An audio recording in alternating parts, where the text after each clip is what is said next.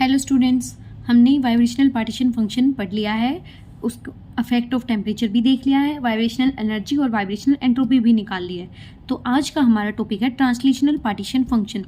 जैसे कि हमने वाइब्रेशनल पार्टीशन फंक्शन देखा था, उसका इफेक्ट ऑफ टेम्परेचर देखा था और एनर्जी और एंट्रोपी निकाली थी, वैसे ही ट्रांसलेशन पार्टीशन फंक्शन देखेंगे, एनर्जी निकालेंगे, एंट्रोपी निकालेंगे। ठीक है, ये हमारा मोस्ट इंपॉर्टेंट क्वेश्चन है जो एमएससी के एग्जाम में लगभग आता है।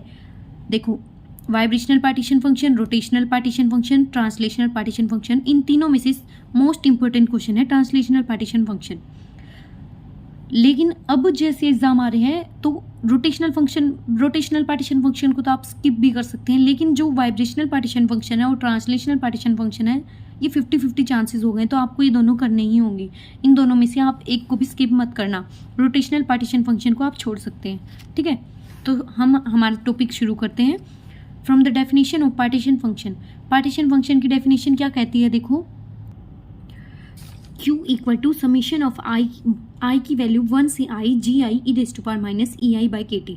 ये हमने सबसे पहले पार्टीशन फंक्शन की डेफिनेशन में देख लिया था, इसे हम नाम दे देते हैं इक्वेशन 1। ये जो ट्रांसलेशनल पार्टीशन फंक्शन है वाइब्रेशनल से काफ़ी ईजी है, ठीक है, छोटा भी है, आपको आसानी से हो जाएगा।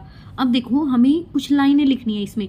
Since the spacing between translational levels are very small and it seems like continuous energy levels, जो ट्रांसलेशनल पार्टीशन फंक्शन में जो स्पेसिंग होती है ना, वो बहुत छोटी होती है, बहुत थोड़ी होती है और ये कंटिन्यूस एनर्जी लेवल्स की तरह दिखाई देती है। ठीक है, तो और ऑल्सो क्या होता है, जो डेल्टा ई की वैल्यू है ना, वो बहुत बहुत कम होती है केटी से। केटी क्या होता है? हमारा थर्मल एनर्जी।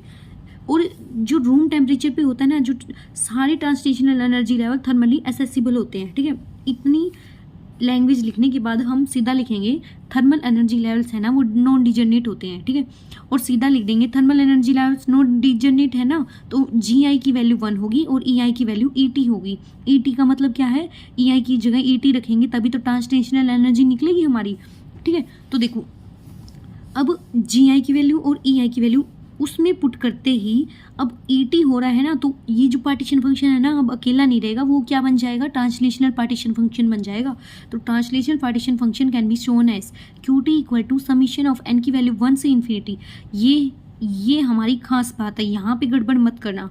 मैंने जब टेस्ट दिया था तो उसमें मैंने ये गड़बड़ कर दी थी कि n की वैल्यू 1 से इन्फिनिटी ना लिख के n की वैल्यू 1 से आई ही लेके चली गई थी, फिर आगे जाके डेरिवेशन में गड़बड़ आने लगी। तो आप यहीं पे चेंज कर देना कि n की वैल्यू 1 से इन्फिनिटी होगी और जी आई की जगह 1, ई आई की जगह ई बाई टी। तो देखो क्या आया हमारे पास, E T by k T आया, इसे हम इक्वेशन 2 नाम दे देंगे। अब हमें पता है ट्रांसलेशनल एनर्जी है ना मॉलिक्यूल की रेक्टेंगुलर बॉक्स में, जिसका डायमेंशन ए बी सी है, वो दी जाएगी ऐसे। ये हमें डायरेक्ट याद रखना है कि ई टी की वैल्यू होती है h² by 8m into n x का square by a square plus n y का square upon b square plus n z का स्क्वायर अपॉन सी स्क्वायर। इसे इक्वेशन 3 लिखना है। ये हमें डायरेक्ट वैल्यू याद रखनी है, क्यू टी आने के बाद ई टी की वैल्यू डायरेक्ट याद रखनी है, ये वाली। ठीक है, और अब क्या करेंगे, यहाँ पे जो n x n y n z है ना, वो प्रिंसिपल क्वांटम नंबर है। अब जो पॉसिबल वैल्यू है ना ट्रांसलेशनल एनर्जी की डिटरमाइन करने के लिए एक्स वाई जेड डायरेक्शन में, देखो क्या करेंगे, देखो ये वाली टर्म x की है, h² अपॉन 8m, y के साथ मल्टीप्लाई तो y की टर्म आ जाएगी। ये मतलब एक एक करके सारों के साथ मल्टीप्लाई कर देना है। तो सारों के साथ मल्टीप्लाई करने के बाद ई टी की वैल्यू रखनी है यहाँ पे, ये जो आई। ठीक है, तो रखते हैं, देखो ई समीशन लगा के e raise to power minus e t की जगह क्या रखेंगे, एक बार ये वाली टर्म लिख दी, k T as it is, into अलग अलग करेंगे, फिर ये और ये वाली term upon k T as it is. ठीक है, वैसे ये वाली टर्म h² अपॉन 8m और ये एन जेड का स्क्वायर, सी का स्क्वायर, के टी और माइनस साथ में है। तो ये ऐसे तीनों अलग अलग लिख ली, इक्वेशन 4 नाम दे दिया। If we consider the motion, अब एक एक्सिस के अलोंग कंसीडर कर लेते हैं मोशन। मान लो एक्स एक्सिस के अंडर कंसीडर कर लिया, तो कोरस्पॉन्डिंग पार्टीशन फंक्शन क्या होगा वो देख लो एक बार।